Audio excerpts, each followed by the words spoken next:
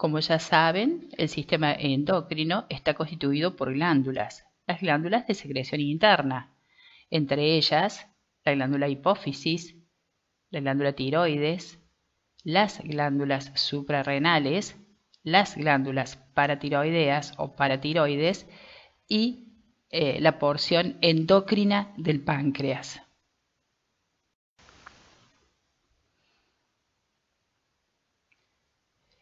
Este esquema que estamos viendo resulta muy didáctico. Es una figura que muestra en el centro mismo a la glándula hipofisaria, que es la madre de todas. ¿Por qué? Porque desde allí se sintetizan y se vierten al torrente circulatorio las hormonas tróficas justamente. Entonces, esta glándula a su vez, la glándula hipofisaria, localizada, como saben, en el centro mismo de la cavidad craneana, es decir, en la silla turca, en esa estructura ósea que es la silla turca, está estimulada a su vez para la síntesis de sus productos por factores liberadores. Se constituye por una hipófisis anterior y una hipófisis posterior. En la hipófisis anterior se sintetizan hormonas como por ejemplo la hormona de crecimiento o somatotrofina, que actúa a nivel de huesos. Se sintetiza también la adrenocorticotrofina, que actúa precisamente o cumple sus funciones en las glándulas suprarrenales. La hormona tirotrófica o estimulante de la glándula tiroides. Hormonas gonadotróficas como son la hormona folículo estimulante y luteinizante, que actúan a nivel de los órganos genitales como el testículo y los ovarios. Además, la prolactina, que tiene mucho que ver con la síntesis, ¿no es cierto?, de los productos que van a finalmente terminar en la lactancia materna. A nivel de la hipófisis posterior se sintetiza la hormona antidiurética, por supuesto a nivel de los túbulos renales, y la ocitocina, que es una hormona muy importante, sobre todo en el momento del parto, porque produce o genera contracciones uterinas que ayudan a la expulsión del feto. La ocitocina también tiene que ver con contracciones que colaboran cuando el bebé succiona con la contracción de los conductos y la eliminación de la leche durante la lactancia materna, por supuesto.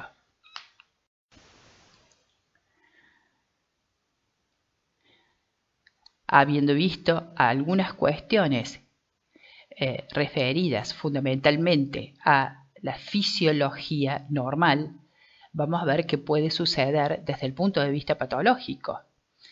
Y desde el punto de vista de las lesiones que se pueden encontrar en la hipófisis, encontramos los adenomas. Y los adenomas son lesiones, si se quiere, tumorales, benignas, constituidos por glándulas. ¿Qué sucede? Que son bien delimitados.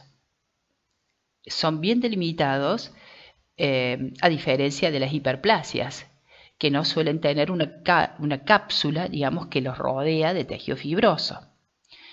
Estos adenomas en la hipófisis se clasifican de acuerdo con la o las hormonas que producen o sintetizan y varían desde pequeñas lesiones hasta grandes tumores que son expansivos y que pueden abarcar e incluso sobrepasar los límites de la silla turca. Entonces, ustedes comprenderán que más allá de que sea un tumor benigno, el problema está en el comportamiento biológico de esta lesión, porque puede comprometer otras estructuras del sistema nervioso.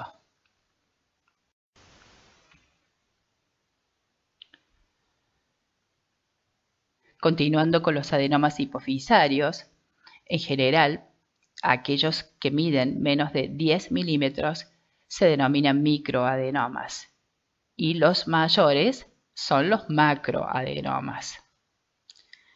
Claro, si yo hablé de comportamiento biológico, me estoy refiriendo también a una sintomatología que acompaña al comportamiento biológico de estos adenomas. Entonces, los macroadenomas ejercen un efecto de masa. Comprimen, por ejemplo, una estructura que tienen por delante, que es el quiasma óptico, y causa intensos dolores de cabeza, hemianopsia bitemporal, que es una forma de alteración de la visión lateral y pérdida de la visión central.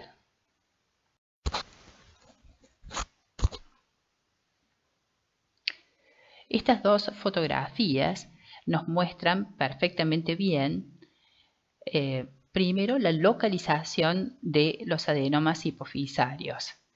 En la foto de un corte sagital del cerebro de la izquierda, donde se puede ver bien el hemisferio cerebral, cuerpo calloso, el tronco encefálico, por detrás, por supuesto, el cerebelo, y por delante se ve esta estructura correspondiente a un adenoma de hipófisis que ha tenido una extensión supracelular. Aquí se puede ver también, digamos, lo que es la estructura ósea del cráneo y la imagen de esta lesión tumoral, pero bien delimitada, correspondiente a un adenoma, es decir, un tumor benigno que surgió de la glándula hipofisaria. Ahí tuvo su origen. Esta fotografía de masa encefálica nos muestra en el centro mismo una lesión, fíjense, de tamaño considerable. Esta no es tan bien delimitada y correspondió a un adenoma mixto. Por supuesto, estamos hablando de un adenoma de glándula hipofisaria. ¿Por qué dije mixto? Porque después se pudo comprobar, y ya vamos a ver a través de qué método, que sintetizaba este adenoma prolactina y gonadotrofina. Esto, sin duda, es un cerebro que perteneció a una mujer de 74 años. Es la autopsia con historia de demencia y alteraciones visuales que había referido desde hacía 2 años. Lo que llama la atención es un poco la irregularidad y la heterogeneidad desde el punto de vista macroscópico. Sin embargo, microscópicamente, como pueden ver en la figura que se muestra arriba y a la derecha, está constituido este tumor benigno por estructuras glandulares revestidas por células muy regulares, tranquilas, y tienen contenido en las luces que puede corresponder, por supuesto, al contenido y a la secreción que normalmente sintetiza la glándula. Entonces, hay un crecimiento excesivo de esta masa tumoral que ha llevado a las consecuencias que ya dijimos.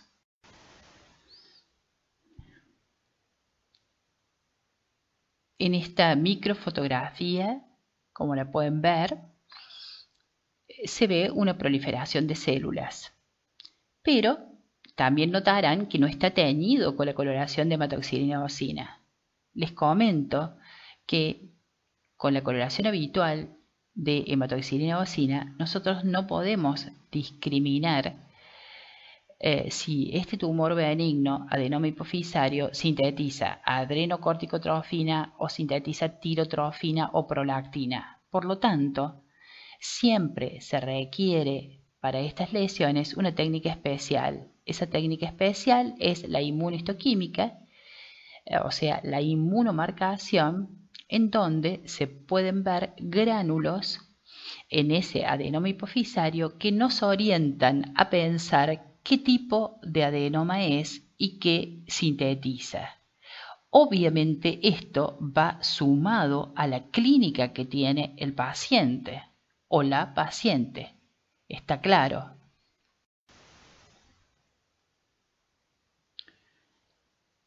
El craneofaringioma es un tumor que lo hemos incluido en este capítulo porque tiene una localización muy particular.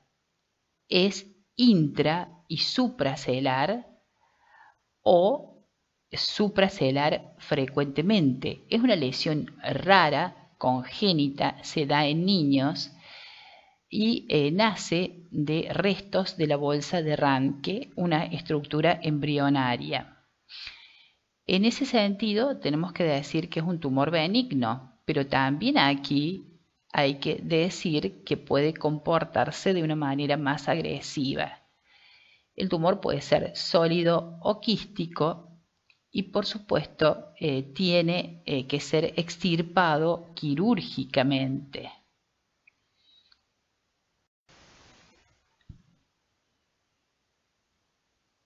Esta imagen macroscópica de un cerebro con un corte, si se quiere, frontal, de un cerebro completo, nos muestra una lesión que dista mucho de las características que yo acabo de decir y que son las que justamente tipifican un craneofaringioma. Por ejemplo, si bien es cierto la localización es la que comentamos, perteneció a un hombre de 47 años. Y yo dije que es más frecuente y eso les tiene que quedar a ustedes. La mayor incidencia es en niños porque es congénito. Este hombre de 47 años, hacía 15 años había sido operado del mismo tumor que, por supuesto, recidivó y que no pudo ser extirpado completamente al principio y por eso recidiva. Y esto sucede, chicos y chicas, atiendan porque, ¿qué pasa? En los tumores de cerebro, cuando vean patología del sistema nervioso, sucede eso, que al extirparlos yo tengo que sacrificar un margen de tejido sano. Y ese margen de tejido sano es cerebro normal que compromete un sinnúmero de funciones cerebrales superiores. Entonces, ¿qué pasa? Queda resto de masa tumoral y ese resto de masa tumoral es el origen de las recidivas. ¿Qué es lo que pudo haber pasado en este hombre de 47 años? Ahí vemos la imagen microscópica que a continuación la veremos a mayor detalle.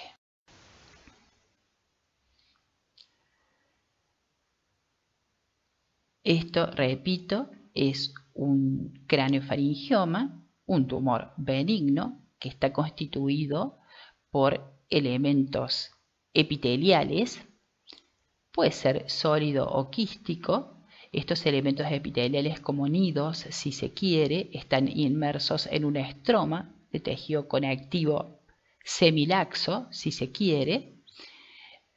Repito, son benignos, deben ser extirpados quirúrgicamente y por ahí es difícil la resección completa.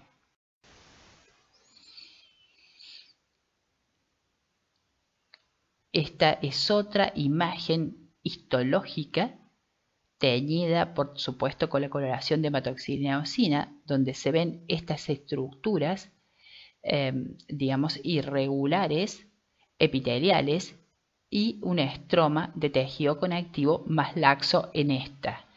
Puede haber focos de calcificación, de manera tal que este es uno de los tumores que se puede diagnosticar con una radiografía directa de cráneo, porque se ven directamente los focos de calcificación.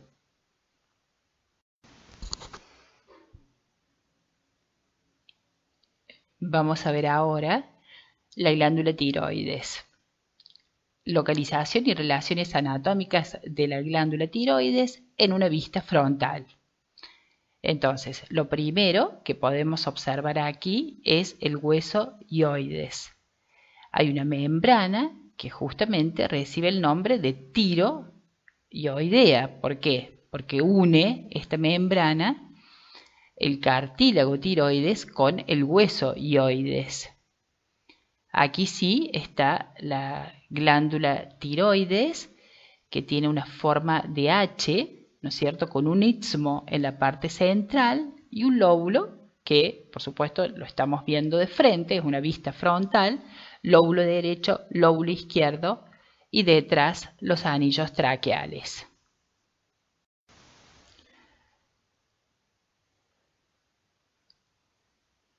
En la glándula tiroides pueden ocurrir dos acontecimientos, además de muchos otros, pero en cuanto a la funcionalidad, podemos tener una enfermedad de Graves, esto desde el punto de vista inmunológico, o podemos tener una tiroiditis de Hashimoto. Resulta que en esta glándula, como en otras, se pueden dar síntomas y signos de hiperfunción. Entonces tenemos una entidad llamada hipertiroidismo, en este caso por enfermedad de Graves, y la hipofunción, que es el hipotiroidismo producido en este caso por la tiroiditis de Hashimoto, una enfermedad autoinmune que es muy frecuente en nuestro medio. Entonces, dijimos, la patogenia es inmunológica. Entonces, a partir de los linfocitos T, CD4, hay una reactividad de los linfocitos B frente a la tirotrofina, de manera tal que dijimos, se sintetizaría la tirotrofina a nivel de la adenohipófisis. En esta ocasión se activan células plasmáticas. Las células plasmáticas, que aquí están representadas por su morfología, con un núcleo y una cromatina en rueda de Carro, tienen como función normalmente la síntesis de anticuerpos. Pero estos anticuerpos están dirigidos contra los receptores de la TSH, de manera tal que el tirocito, o sea, la célula que constituye la glándula tiroides, comienza a sintetizar más hormona tiroidea, de manera tal que podemos tener un hipotiroidismo con las características clínicas que vamos a ver luego. Porque el receptor de TSH no actúa, por lo tanto no estimula, entonces se da el fenómeno contrario, o sea, al no recibir estimulación hay una retroalimentación que hace que de alguna manera aumente el AMP cíclico y se sintetice más hormona tiroidea. Entonces es un mecanismo más bien estimulante del tirocito. En cambio, en la tiroiditis de Hashimoto, y partiendo de la misma célula que es la célula T CD4, se pueden activar los TCD8 y también el linfocito autorreactivo, que es el B. En el caso del TCD8 se transforma en un linfocito T citotóxico directo que actúa directamente sobre la célula esta que dijimos constituyente de la glándula tiroides y la lleva a la muerte celular. O este linfocito B autorreactivo se transforma en célula plasmática que tiene como función, ya dijimos, la síntesis de anticuerpos, y estos anticuerpos están dirigidos directamente contra antígenos de la membrana celular del tirocito, y también ambos mecanismos llevan a la muerte celular. Si hay muerte celular, evidentemente tenemos un hipotiroidismo. Esto sería la patogenia de la hiper y de la hipofunción de esta glándula.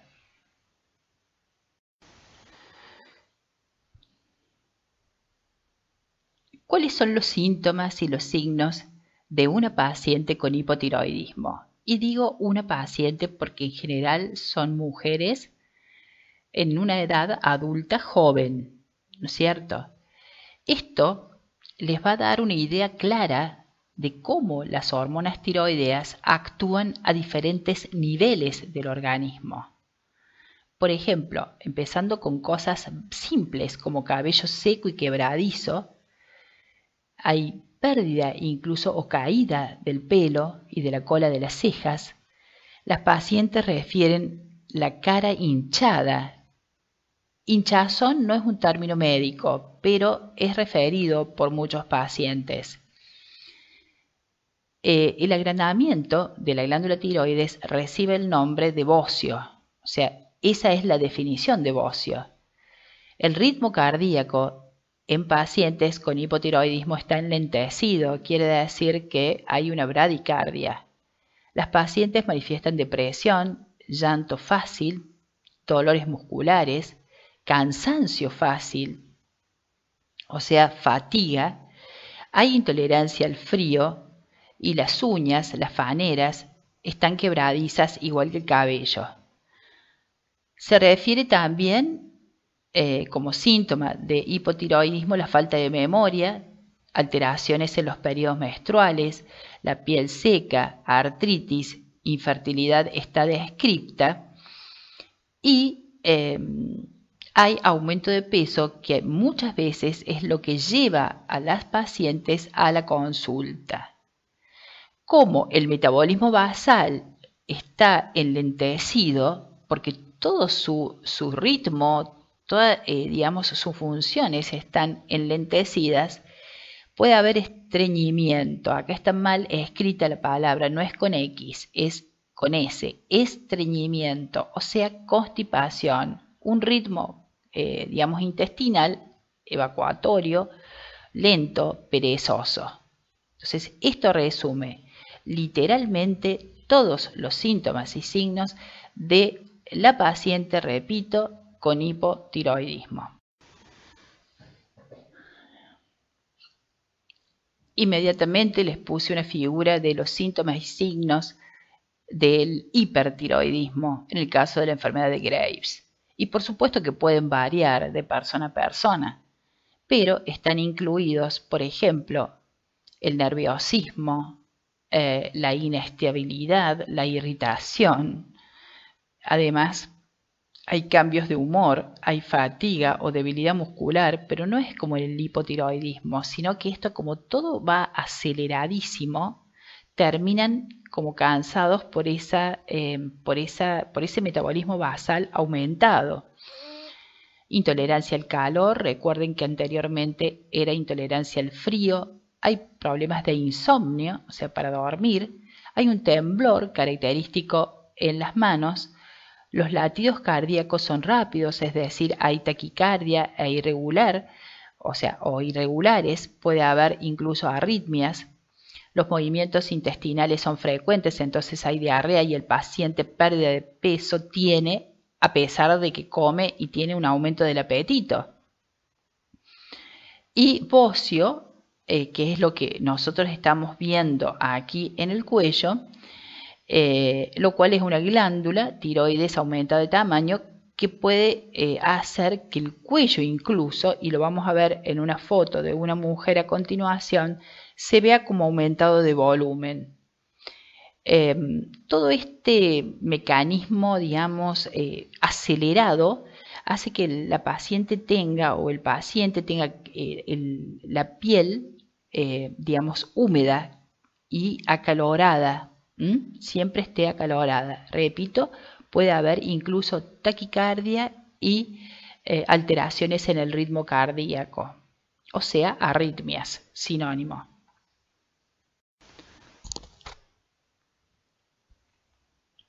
Este rostro de una paciente nos muestra algunas de las características de la enfermedad de Graves.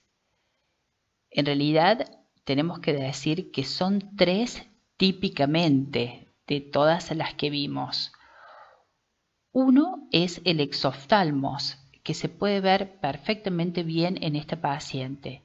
Son los globos oculares proyectados hacia adelante, como salidos. hay una protrusión de globos oculares. Eso se explica por retracción de los párpados y algunos textos hablan del acúmulo de sustancias tipo mucopolisacáridos retroorbitarios. El exoftalmos. Otro es el bocio y como pueden ver en esta paciente hay un cuello relativamente aumentado de tamaño por aumento de tamaño de la glándula tiroides que les dije, a eso se refiere bocio. Y también hay una dermatopatía que es característica, o sea, esas tres son las más típicas de la paciente con enfermedad de Graves-Basedow, que les dije tiene una patogenia inmunológica, a las cuales se pueden agregar, obviamente, y dependiendo de la o del paciente, las otras manifestaciones que vimos anteriormente. Entonces, repito, los problemas oculares, típicamente el exoftalmos, luego la dermatopatía y el bocio.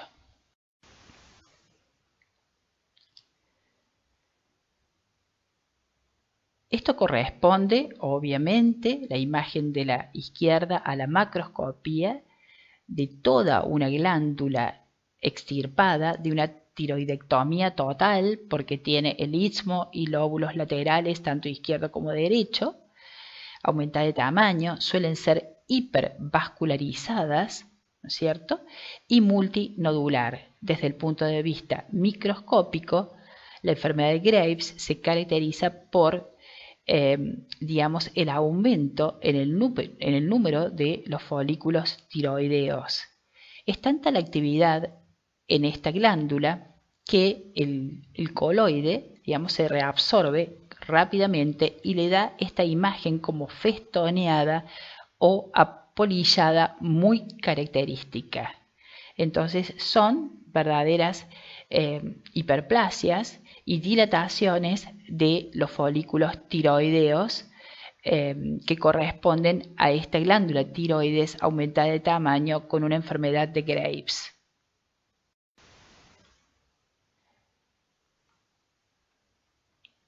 Podemos observar aquí una glándula tiroides que es francamente diferente a la que vimos anterior. Esta glándula tiene una tiroiditis de Hashimoto. La tiroiditis de Hashimoto es una enfermedad autoinmune donde, como dijimos, se sintetizan anticuerpos contra la propia glándula tiroides. Macroscópicamente se ve una glándula que puede ser de tamaño normal, ligeramente aumentada por la presencia de estas estructuras como nodulares, ¿no es cierto?, al corte, obviamente estoy hablando al corte, y un color blanquecino o pardo claro, o sea, tiene un aspecto lobulado. Desde el punto de vista tanto clínico como macroscópico, esto puede ser confundido con un proceso neoplásico de la glándula tiroides. ¿Por qué? Por el aumento de la consistencia. En la histopatología, o sea, la foto que tenemos a la derecha de la diapositiva, vemos cómo está constituida la tiroiditis.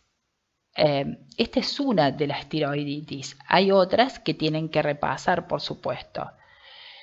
La tiroiditis de Hashimoto está constituida por abundantes folículos linfoides, a veces con centros germinales prominentes como este que se ve abajo en la figura, y las células foliculares sufren una especie de transformación, que son las células de Hurtle o Hartle, que se ven aquí con un citoplasma ligeramente vacuolado o finamente vacuolado y acidófilo.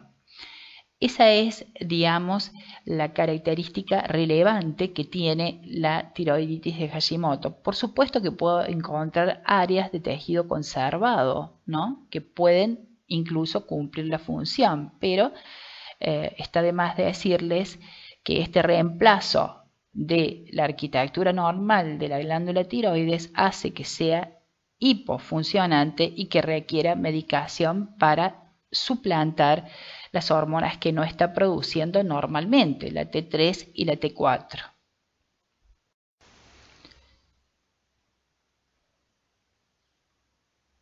Continuamos con la patología neoplásica de la glándula tiroides. Y en ese sentido tenemos que hablar de 4 tumores malignos que pueden asentar en esta glándula.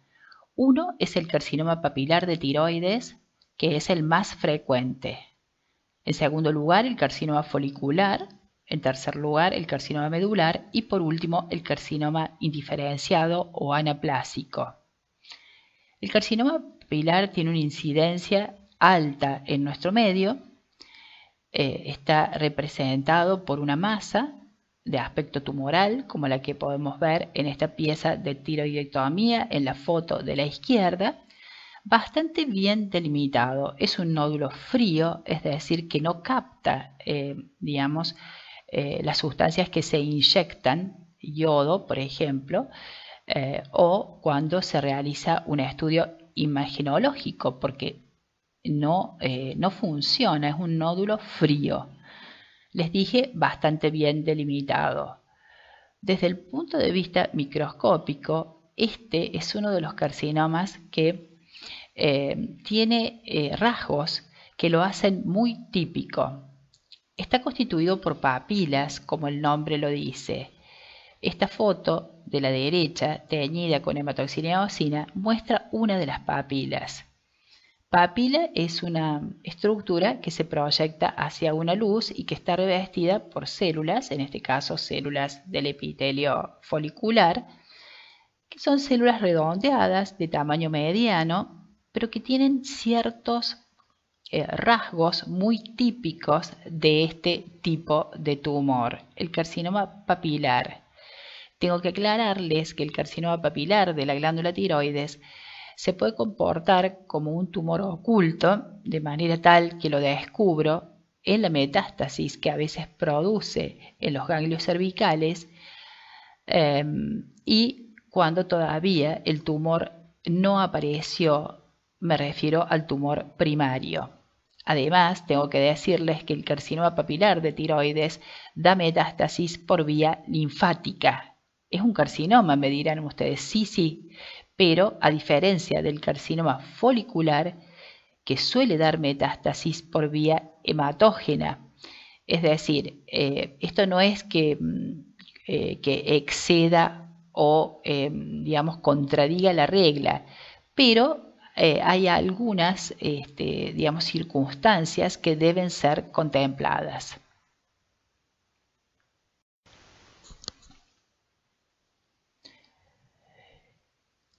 La imagen esta me gustó porque incluso se ve el aspecto papilar que puede adquirir el tumor desde el punto de vista, o que adquiere desde el punto de vista macroscópico.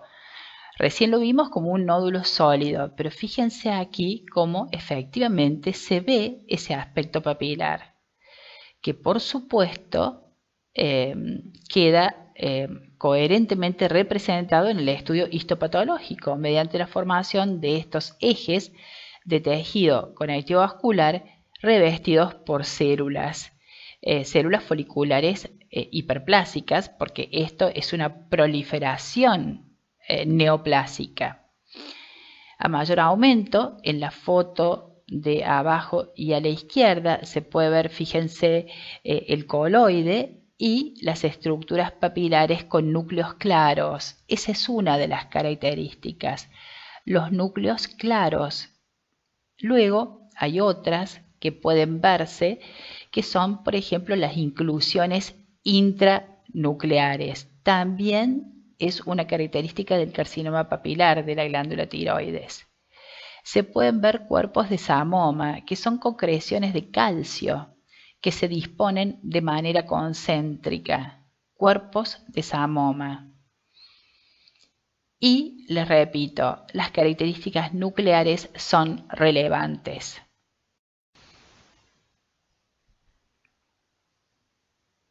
En este tumor se describen los núcleos del carcinoma papilar de la glándula tiroides como los núcleos de los ojos de la huérfana Annie, fíjense, son núcleos muy claros, casi transparentes, les diría, y se ha comparado con este personaje, la huérfana Annie.